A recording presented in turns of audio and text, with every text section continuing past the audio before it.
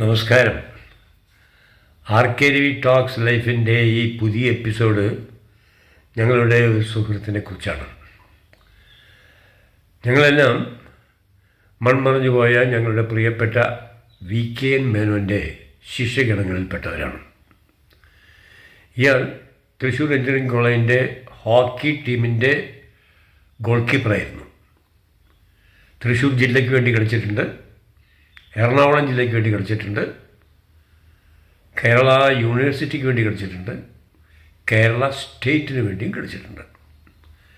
എന്നാൽ ഇതിലുപരി തൃശ്ശൂർ എഞ്ചിനീയറിംഗ് കോളേജിൽ നിന്ന് ഇന്ത്യൻ എയർഫോഴ്സിൽ ജോയിൻ ചെയ്ത് അവിടെ എയർ വൈസ് മാർഷൽ പദവി വരെ എത്തിയ PK കുരുവിളയുമായിട്ടുള്ള സംഭാഷണം നിങ്ങൾക്ക് വേണ്ടി സമർപ്പിക്കുന്നു. Good morning air marshal Kuruvila. Good morning. എന്റെ 8 ബാച്ച് ഇലക്ട്രിക്കലാണ് പാസ്സായത്. ഞാൻ കോളേജിൽ ചേരുന്നതിന് മുമ്പ് തന്നെ നിങ്ങളൊക്കെ പോയിട്ടുണ്ടായിരുന്നു. അപ്പൊ ഈ നമ്മൾ തമ്മിൽ കൂടുതൽ അറിയുന്നതും പരിചയപ്പെടുന്നതും ഒന്ന് ഹോക്കി പ്ലെയർ എന്നുള്ളതുണ്ട്, രണ്ടാമത്തത് നമ്മുടെയൊക്കെ ഗുരുവായുള്ള VKN മേനോന്റെ ശിഷ്യ ഗണത്തിൽ പെടുന്നു എന്നുള്ളത്. അപ്പൊ അതില് ചോദിക്കാനുള്ള കാര്യം, തൃശ്ശൂർ എഞ്ചിനീയറിംഗ് കോളേജിൽ വരുന്നതിന് മുമ്പ് കുരുവിള ഹോക്കി കളിക്കുമായിരുന്നോ? ഞാൻ ഹോക്കി കളിക്കുമായിരുന്നു, പക്ഷേ എൻ്റെ പൊസിഷൻ ഗോൾ കീപ്പറായിട്ട് അല്ലായിരുന്നു കളിച്ചോണ്ടിരുന്നത്. ഞാൻ റൈറ്റ് ഔട്ട് സൈഡായിട്ട് UC കോളേജിൽ കളിച്ചിട്ടുണ്ട്, പക്ഷെ ടീമിലൊന്നും ഇല്ലായിരുന്നു. എപ്പോഴും കളിച്ചുകൊണ്ടിരിക്കുന്നത് പ്രീ യൂണിവേഴ്സിറ്റിക്ക് പഠിക്കുമ്പോൾ, അന്ന് പ്രീ യൂണിവേഴ്സിറ്റി പ്ലസ് 5 കൊല്ലത്തെ ഇൻ്റഗ്രേറ്റഡ് കോഴ്സാണ് നമ്മുടെ എഞ്ചിനീയറിംഗ്.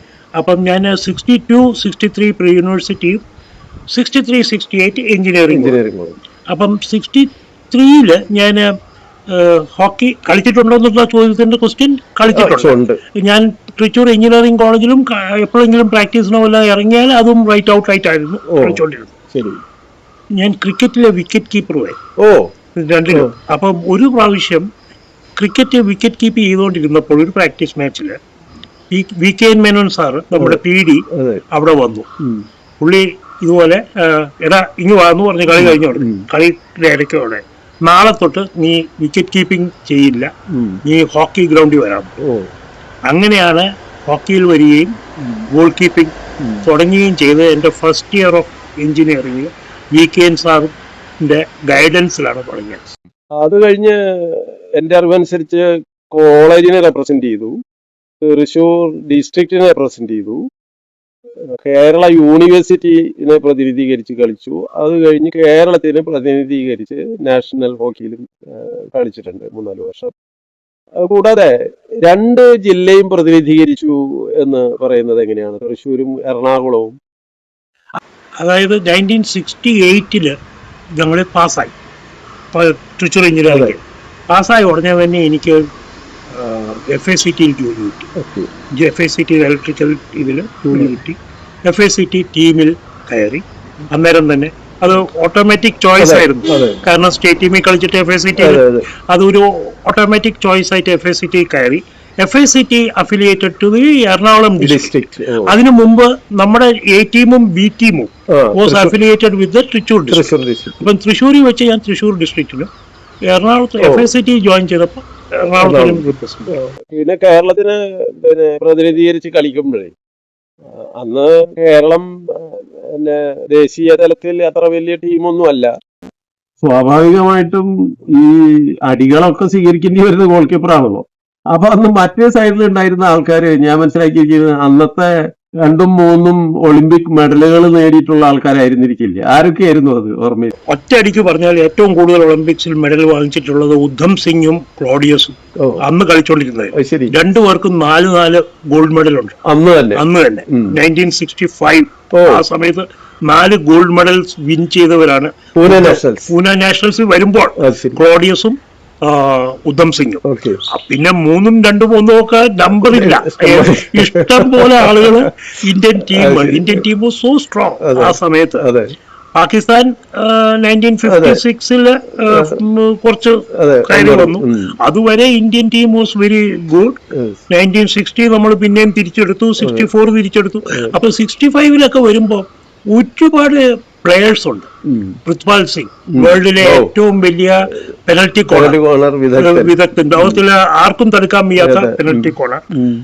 ഞാൻ പുള്ളിക്ക് അഗൻസ്റ്റ് ആയിട്ട് ഗോൾ പോസ്റ്റിൽ നിൽക്കുന്നുണ്ടായിരുന്നു. നമ്മുടെ 2 സ്റ്റേറ്റ് ടീം പ്ലെയേഴ്സ്, നമ്മുടെ കോളേജിലെ ലത്തീഫും കാലിക്കറ്റ് മെഡിക്കലിലെ ചന്ദ്രനുമായിരുന്നു അന്ന് ഫുൾ ബാക്സ്. അവരോട് ഞാൻ പറഞ്ഞു, അവര് രണ്ടുപേരും സാധാരണ പോസ്റ്റിൽ നിൽക്കും എന്റെ കൂടെ. ഞാൻ പറഞ്ഞു പോസ്റ്റിൽ നിൽക്കണ്ട, ഞങ്ങൾ പ്രാക്ടീസിൽ പൃഥ്വിപാൽ സിംഗ് അടിക്കുന്നത് കണ്ടു. ഞാൻ പറഞ്ഞു നിങ്ങൾ ഇവിടെ നിൽക്കണ്ട, ഗോളാകുന്നെങ്കിൽ ഗോളാകും. പൃഥ്വിപാൽ സിംഗ് അടിച്ചത് 2 പെനൽറ്റി കോർണർ ഞാൻ കണ്ടിട്ടുമില്ല. ഐ കുഡന്റ് സീ, അത് എന്റെ തലയിലോട്ട് വന്ന് കൊണ്ടില്ലെന്നുള്ളത്. അത് ഇന്നത്തെ പോലെ ഒരു പ്രൊട്ടക്ഷനും ഇല്ല, ഒരു എന്താ പറയാ ഒരു ഇതേ ഉള്ളൂ, പാഡ്സും ലെഗ് പാഡ്സും ഉള്ളൂ. അപ്പൊ എനിക്ക് ഞാൻ ലക്ഷ്മൺ വേൾഡിലെ best goal keeper, Rajinder Singh വേൾഡിലെ ബെസ്റ്റ് പെനൽറ്റി സ്ട്രോക്ക് എടുക്കുന്ന ആള്, ഇങ്ങനെ Harpal Singh world's best forward. ഇങ്ങനെ നമ്മൾ പറയാൻ നോക്കിയാൽ ഓൾമോസ്റ്റ് ഓൾ പൊസിഷനിൽ വേൾഡിലെ ബെസ്റ്റോ അല്ലെങ്കിൽ നമ്പർ 2. അവരുടെയൊക്കെ അടി വാങ്ങി കൂട്ടാനുള്ള സൗഭാഗ്യം അല്ലേ? അല്ല, സൗഭാഗ്യമോ ദുർഭാഗ്യമോ, പക്ഷെ അവരുടെ കളികൾ കാണാനും അതിനുള്ള ഭാഗ്യം കിട്ടിയതാണ് ഞാൻ ഏറ്റവും ഇതായിട്ട് ഉപയോഗിക്കും. അതിന് ഒരു കാര്യം പറഞ്ഞു കേട്ടിട്ടുള്ള കുരുള, അത് ഈ ധ്യാൻചന്ദ് നിങ്ങളുടെ ഗ്രൗണ്ടിൽ ഇറങ്ങി വന്ന ഒരു അവസരത്തിനെ കുറിച്ച് 65-66 നാഷണൽസില് പൂനെ നടക്കുമ്പോൾ ധ്യാൻചന്ദ് വാസ് ഇൻ ദി ഇത് അവരുടെ ഒഫീഷ്യൽസിന്റെ അടുത്ത് ഇരിക്കുന്നുണ്ടായിരുന്നു. അപ്പൊ അവിടുത്തെ ആളുകളെല്ലാം മോസ്റ്റ്ലി മിലിറ്ററി പീപ്പിൾ ആയിരുന്നു അവിടെ ഉള്ളത്. അവരെല്ലാരും കൂടി ധ്യാൻചന്ദിന്റെ കളി ഒന്ന് കാണണമെന്ന് പറഞ്ഞു. ധ്യാൻചന്ദ് എല്ലാവർക്കും അറിയാവുന്ന ധ്യാൻചന്ദ് തുടങ്ങി ഒരു ഹോക്കി സ്റ്റിക്ക് എടുത്ത് ബോൾ എടുത്ത് സെൻട്രലിലോട്ട് പോന്നു. അതിന്റെ കൂടെ ഒരു 10-11 ഒളിമ്പ്യൻസും കൂടെ ഇറങ്ങി. ഇവരെല്ലാരെയും ധ്യാൻചന്ദ് ഡ്രിബിളിംഗ് ആണ് കാണിച്ചത്, വേറെ ഒന്നും കാണിച്ചില്ല. ഡ്രിബിളിംഗ് ആ കോർട്ടിന്റെ അങ്ങേയറ്റം തൊട്ട് ഇങ്ങേയറ്റം വരെ 3 പ്രാവശ്യം പുള്ളി പോയി. ഈ 3 പ്രാവശ്യവും പുള്ളിയുടെ ബോൾ എടുക്കാനായിട്ട് ഒരാൾക്കും സാധിക്കുന്നില്ല. അതോടുകൂടി അതായത് ഒരു 10 മിനിറ്റ് ഗ്രൗണ്ട് അങ്ങോട്ടും ഇങ്ങോട്ടും പോയാൽ അത് എല്ലാരും കൈയടിക്കുകയല്ല, വിസ്മയിച്ച് നിൽക്കുക അല്ലെ? അത് ഇങ്ങനെ ഒരു സാധിക്കുമെന്ന് വിചാരിക്കുന്നില്ല. ഞാൻ പറഞ്ഞ നേരിട്ട് കളി കണ്ടില്ലെങ്കിലും ഇങ്ങനെയൊക്കെയുള്ള ചില പ്രകടനം അതൊക്കെ തന്നെ വലിയൊരു സൗഭാഗ്യമല്ലേ നമ്മുടെ ഹോക്കി ജീവിതത്തിൽ പറഞ്ഞു. പിന്നെ ഒരു കാര്യം കൂടി ഞാൻ ഇതിൽ പറയാനുണ്ട്. അതായത് 1968 നാഷണൽസ് ആണെന്ന് തോന്നുന്നു, 68 ആണോ, എനിവേ ഊട്ടി നാഷണൽസില് റെയിൽവേസ് വേഴ്സസ് സർവീസസ് ഒരു ഇതുണ്ടായിരുന്നു. രജിന്ദർ സിംഗ് പെനൽറ്റി വന്നു. രജിന്ദർ സിംഗ് വേഴ്സസ് ലക്ഷ്മൺ, ലോകത്തിലെ best penalty push, best goal keeper. ആ ബോള് രജിന്ദർ പുഷ് ചെയ്തത് ലെഫ്റ്റ് ഹാൻഡ് കോർണറിൽ പോയി തട്ടി തിരിച്ചു പോകുന്നു. എല്ലാരും ഇതായി പേപ്പറിൽ ഞാൻ വായിച്ചതാണ്. രജിന്ദർ സിംഗിന്റെ ഇന്റർവ്യൂ രജിന്ദർ സിംഗ് പറഞ്ഞു ആ ഒരു കോർണറിൽ ടച്ച് ചെയ്ത് അകത്തോട്ട് പോയാലേ ഗോളാകുള്ളൂ ലക്ഷ്മണിന്റെ അടുത്ത്. അത് ശരി, അതാണ് ഓൺലി പ്ലേസ് അത് ട്രൈ ചെയ്തപ്പോ ഒരു സെക്കൻഡിലാണ്. അപ്പൊ അത് കാണാനുള്ള ഒരു ഭാഗ്യവും കിട്ടും. പിന്നെ എയർഫോഴ്സിൽ ചേർന്നതിന് ശേഷം വെസ്റ്റേൺ കമാൻഡും IAF-നെയും റെപ്രസെന്റ് ചെയ്തു. അത് കഴിഞ്ഞ് പിന്നെ കോച്ചിങ്ങോ അല്ലെങ്കിൽ മാനേജർഷിപ്പ്? ഇല്ല, അത് അവിടെ വന്നപ്പോൾ എനിക്ക് അപ്പോഴത്തേക്കും ഞാൻ 73-74 ആയപ്പോൾ ഒന്നാമത് ഞാൻ കല്യാണം കഴിച്ചു. അപ്പൊ കല്യാണം കഴിച്ചു കഴിഞ്ഞപ്പോൾ ഈ കോച്ചിങ് ക്യാമ്പ് എന്നൊക്കെ പറയുമ്പോൾ 1 മാസം 2 മാസം പുറത്തോട്ട് പോകണം. 2 professionally I had to take a decision whether I should continue as a player or I have to continue as an air force officer. കാരണം ഒരു തരത്തിൽ ഒരു മീഡിയം റാങ്ക് കിട്ടുന്ന ഒരു സമയത്ത് നമ്മള് മുഴുവനും ഹോക്കിയിലോട്ട് മാറിയേക്കാൻ അത് ഹോക്കിയിൽ ചിലപ്പോൾ മുകളിലോട്ട് പോയേക്കായിരുന്നു, കോച്ചിങ്ങോ അങ്ങനത്തെ ഇത് കരിയറില്, പക്ഷെ അത് താഴോട്ട് തന്നെ പോകും. അതുകൊണ്ട് that was also a very important decision which I had to take. അപ്പോഴത്തേനും എനിക്ക് 28-29 ഇയേഴ്സുമായി. So I decided that it's not worth it to continue with hockey. എയർഫോഴ്സില് ഇപ്പോ എയർ വൈസ് മാർഷൽ വരെ എത്തിയ ഇതിന്റെ ഇടയ്ക്ക് മിസൈൽ ടെക്നോളജിയിലൊക്കെ കോഴ്സോ അല്ലെങ്കിൽ അതിലൊക്കെ ഒരു വിദഗ്ധനായിരുന്നു എന്ന് കേട്ടിട്ടുണ്ട്. അതിനെ കുറിച്ച് എന്താ പറയാൻ പറ്റുന്ന കാര്യങ്ങൾ? അതെ, അത് പറയാൻ പറ്റുന്ന കാര്യങ്ങൾ എന്ന് വെച്ചാൽ ഇപ്പോൾ പറയാൻ ഒരു കുഴപ്പമില്ല. ആ സിസ്റ്റംസ് ഒക്കെ ഇപ്പം ഒബ്സോലേറ്റ് ആണ്, ഔട്ട്ഡേറ്റഡ് ആയി. ഔട്ട്ഡേറ്റഡ് ആണ്. 1974 വരെ ഞാൻ ഫൈറ്റർ സ്ക്വാഡ്രനിലായിരുന്നു ആദ്യം. 71-74 വോർ ടൈമിലും ഒക്കെ I was in a fighter squadron, Gnat സ്ക്വാഡ്രനിലായിരുന്നു. We were in Srinagar. അതൊരു വേറൊരു സ്റ്റോറിയാണ്, അത് ഞാൻ പറയാം. പക്ഷെ അത് കഴിഞ്ഞിട്ട് എനിക്കൊരു 5 കൊല്ലം ഐ വാസ് വിത്ത് മിസൈൽസ്. അത് ഞങ്ങൾക്ക് ഈ പറഞ്ഞ പോലെ റൊട്ടേഷൻസ് ഉണ്ട് പലയിടത്തോട്ട്. Every time when you go to a different aircraft or a different system, you have to undergo a course. Sometimes it will be 1 year, sometimes it will be 6 months. അപ്പൊ missile course 6 months course Baroda, അന്ന് ബറോഡയിലായിരുന്നു. ബറോഡയിൽ അത് കഴിഞ്ഞ് I was put into santo assembly officer. അങ്ങനെയാണ് മിസൈൽസിലേക്ക് വന്നത്. മിസൈൽസിലേക്ക് വന്നു കഴിഞ്ഞപ്പോൾ അടുത്ത പോസ്റ്റിംഗ് എനിക്ക് കിട്ടിയത് എംടെക്കിലേക്കാണ്. എനിക്ക് എംടെക്കിന് സെലക്ഷൻ കിട്ടി. I was sent to institute of armament technology in Pune, affiliated to university of Pune for M Tech. അന്നേരം ഞാൻ ഈ അസംബ്ലി ഓഫീസർ എന്ന് പറയുമ്പോൾ കൂടുതലും ഞങ്ങൾക്ക് പ്രൊപ്പൽഷൻ ആയിട്ടാണ് collection. Even though I am an electrical officer, I got very interested with the Russian propulsion system. അതുകൊണ്ട് എംടെക്കില് ഞാൻ റോക്കറ്റ് പ്രൊപ്പൽഷൻ ആണ് എടുത്തത്. അങ്ങനെ എംടെക്കിൽ സ്പെഷ്യലൈസ് ചെയ്ത് റോക്കറ്റ് പ്രൊപ്പൽഷൻ ആണ്.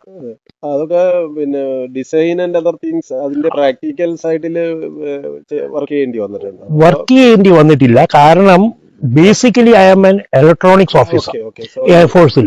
പക്ഷെ ഞാൻ ഫ്ലൈറ്റ് ടെസ്റ്റ് എഞ്ചിനീയർ ആയിട്ട് നോക്കുമ്പോൾ പല ഇവാലുവേഷനിലും my expert opinion was sought by the rocket evaluate ചെയ്യുന്ന engineers. They use to come, we use to have fruitful discussions. അങ്ങനെ എന്റെ ഇൻപുട്സ് ടു ദം പല, അതിന് ഞാൻ പേര് പറയാൻ പറ്റില്ല, പല സിസ്റ്റംസ് ഞങ്ങൾ ഇവാലുവേറ്റ് ചെയ്തു. ഞാൻ ഫ്ലൈറ്റ് ടെസ്റ്റ് എഞ്ചിനീയർ ആയിട്ട് വർക്ക് ചെയ്യുന്ന സമയങ്ങളിൽ ആ നോളജ് യൂസ്ഫുൾ ആയിട്ട് വന്നിട്ടുണ്ട് എയർഫോഴ്സ്. എത്ര വർഷം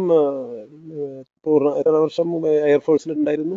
69 to 2005, 36 കൊല്ലം. അതിന്റെ ഇടയ്ക്ക് ഓർമ്മിക്കത്തക്ക പല സംഗതികളും ഞങ്ങൾക്കൊക്കെ കേട്ടാൽ ആവേശഭരിതമായ കാര്യങ്ങളായിരിക്കും പലതും. എന്നാലും അങ്ങക്ക് തോന്നുന്ന ഒരു പ്രധാന 1-2 കാര്യങ്ങളെ കുറിച്ച് പറയാമോ? ആദ്യമായിട്ട് പറയാനുള്ളത് 71 വാറാണ്. ഞങ്ങള് probably I had about 8 or 9 months of service ഉണ്ട്. അപ്പൊ അവിടെ കംപ്ലീറ്റ് ഒരു സ്ക്വാഡ്. 71 എന്ന് പറയുമ്പോൾ നിങ്ങൾ ജോയിൻ ചെയ്തിട്ട് അത്രേ ആയിട്ടുള്ളൂ? അല്ല, ജോയിൻ ചെയ്തിട്ടല്ല, 69 ജോയിൻ ചെയ്തു. ട്രെയിനിങ് കഴിഞ്ഞ് ഓപ്പറേഷണൽ യൂണിറ്റിൽ വന്ന ഓപ്പറേഷണൽ യൂണിറ്റിന്റെ ട്രെയിനിങ് കഴിഞ്ഞിട്ട് ഒരു 5-8 മാസം ആയപ്പോഴാണ് ഞാൻ engineering officer of the detachment 8 എയർക്രാഫ്റ്റുമായിട്ട് we went to Srinagar. One of the places where I learned totally about technical management, how to do. Every day Pakistan was bombing Srinagar. We had 8 aircraft, not a single aircraft was damaged. Till the time എൻ്റെ സ്ക്വാഡ്രണില് നമ്മുടെ പരംവീർ ചക്ര കിട്ടിയ Nirmal Singh Sekhon was shot down by a aircraft. അത് ആ shot ഡൗണിൽ അതിനു മുമ്പ് തന്നെ നിർമ്മൽ സിംഗ് 2 എയർക്രാഫ്റ്റിനെ, പാകിസ്ഥാൻ എയർക്രാഫ്റ്റിനെ ഷൂട്ട് ഡൗൺ ചെയ്തു. അതിനാണ് പരംവീർ ചക്ര കിട്ടിയത്. That was a very sad affair, but we were also, it was compensated by giving him the only Paramveer Chakra in the Indian Air Force so far. So that is from my squad. അത് കഴിഞ്ഞിട്ടാണ് മിസൈലിലേക്ക് പോയത്. മിസൈലിലേക്ക് കഴിഞ്ഞ് MTech കഴിഞ്ഞ് flight test engineer ആയിട്ട് തിരിച്ചു വന്നു. Flight test എഞ്ചിനീയറിംഗിന്റെ ഒരു ടെന്യൂർ കഴിഞ്ഞ ഉടനെ തന്നെ ജാഗ്വർ എയർക്രാഫ്റ്റിലേക്ക് മാറി. മാരിടൈം ജാഗ്വർ ഇൻഡക്ഷനിലേക്ക് പൂനെയിൽ പോയി. അതിന്റെ ഇടയ്ക്ക് വിംഗ് കമാൻഡറായി. അപ്പോഴത്തേനും വിംഗ് കമാൻഡർ റാങ്കില് സീനിയർ എഞ്ചിനീയർ ഇലക്ട്രോണിക്സ് പൂനെയിൽ, സീനിയർ എഞ്ചിനീയർ എയർക്രാഫ്റ്റ് പൂനെയിൽ തന്നെ.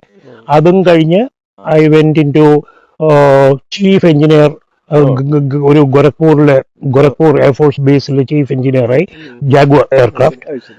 പിന്നെ 2 പ്രിൻസിപ്പൽ സ്റ്റാഫ് ഓഫീസർ പോസ്റ്റിംഗ് ആണ് എനിക്ക്.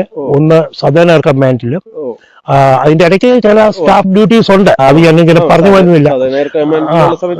അതെ, സദേൺ എയർ കമാൻഡില് അത് പ്രിൻസിപ്പൽ സ്റ്റാഫ് ഓഫീസർ എന്ന് പറഞ്ഞാൽ principal staff officer to the CNC എന്നാണ് പറയുന്നത്. അതായത് CNC കഴിഞ്ഞാൽ 3 പേരാണുള്ളത്. ഒന്ന് ഓപ്പറേഷൻസ്, ഒന്ന് ടെക്നിക്കൽ ആൻഡ് ഒന്ന് അഡ്മിൻ. ഈ 3 ബ്രാഞ്ച് ഹെഡ്സ്, അതിന്റെ മുകളിൽ CNC ആണ് ഒരു കമാൻഡ് സ്ട്രക്ചർ. അതില് ടെക്നിക്കൽ ആൻഡ് ലോജിസ്റ്റിക്സ് ഒരുമിച്ചാണ്. ടെക്നിക്കൽ ആൻഡ് ലോജിസ്റ്റിക്സിന്റെ ഹെഡ് ഞാൻ അവിടെയായിരുന്നു. അവിടെ നിന്നൊരു പ്രൊമോഷൻ കിട്ടി. ഈസ്റ്റേൺ എയർ കമാൻഡിൽ അതേ പൊസിഷൻ, PSO ടെക്നിക്കൽ ആയിട്ട് അതേ പൊസിഷനിൽ ഈസ്റ്റേൺ എയർ കമാൻഡിൽ പോയി. അവിടെ നിന്നാണ് ഞാൻ 2005 ജാനുവരിയിൽ റിട്ടയർ. അല്ല, അപ്പൊ അന്ന് എയർ വൈസ് മാർഷൽ ആവുന്നത് അവിടെ വെച്ച്. അത് കഴിഞ്ഞിട്ട് ഇവിടുന്ന് പ്രൊമോഷൻ കിട്ടിയാണ് അങ്ങോട്ട് പോയത്. അത് southern air command was A smaller. ഇപ്പൊ അവിടുത്തെ പോസ്റ്റിംഗ് എന്ന് പറയുന്ന ഞാൻ ഇരുന്ന പോസ്റ്റ് AVM ആണ്.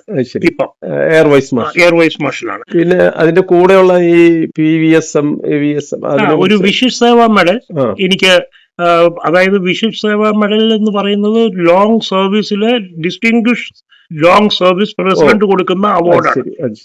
അത് അതിന്റെ സൈറ്റേഷൻ നോക്കിയാൽ കാണുന്നത് 2 മേജർ തിങ് ആണ്. ഞാൻ ഒരുപാട് എയർക്രാഫ്റ്റ് സർവീസബിലിറ്റി ഇംപ്രൂവ് ചെയ്തു ജാഗ്വറിൽ. I was chief engineer. അതിനേക്കാളും കൂടുതൽ ബ്രിട്ടീഷ് എയറോസ്പേസും ഞാനും തമ്മിൽ ഒരു യുദ്ധം ഉണ്ടായെന്ന് തന്നെ പറയാം. അപ്പം ബ്രിട്ടീഷ് എയറോസ്പേസിന്റെ, അതായത് നമ്മള് ജാഗ്വറില് ഒരു ഇൻഅഡ്വർട്ടന്റ് ബ്രേക്ക് പാരഷൂട്ട് എന്ന് പറഞ്ഞൊരു പ്രോബ്ലം വരുന്നുണ്ട്. അപ്പൊ HAL അത് എല്ലാ പ്രാവശ്യവും എയർഫോഴ്സ് മെയിന്റനൻസ് പ്രോബ്ലം ആണെന്ന് പറഞ്ഞ് HAL തള്ളിക്കളയും. ഞാൻ മെയിന്റനൻസ് പ്രോബ്ലംസ് മുഴുവൻ അരച്ചു കുടിച്ച് നോക്കിയിട്ടും ഒരു ഇതും കാണുന്നില്ല.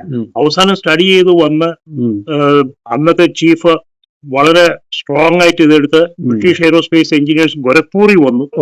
അവരവസാനം സമ്മതിച്ചു. അവരുടെ റിഗിംഗ് പ്രൊസീഡിയർ 4th ലൈനിൽ ഒരു പ്രോബ്ലം ഉണ്ടായിരുന്നു. അതും സൈറ്റേഷനിൽ മെൻഷൻ ചെയ്തു. ഇത് രണ്ടുമാണ് വിശിഷ്ട.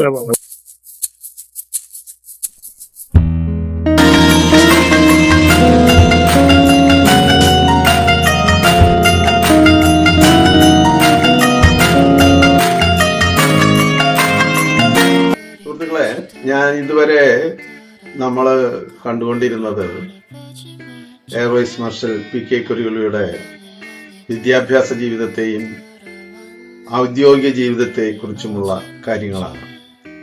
ഇനി ഇതിൻ്റെ അടുത്ത ഭാഗമായി അദ്ദേഹത്തിൻ്റെ ഹോബി ഫിലാറ്റലി, സ്റ്റാമ്പ് ശേഖരണത്തെക്കുറിച്ചുള്ള നേട്ടങ്ങളും പ്രകടനങ്ങളെയും കുറിച്ചുള്ള ആണ്. കാത്തിരിക്കാം. നന്ദി.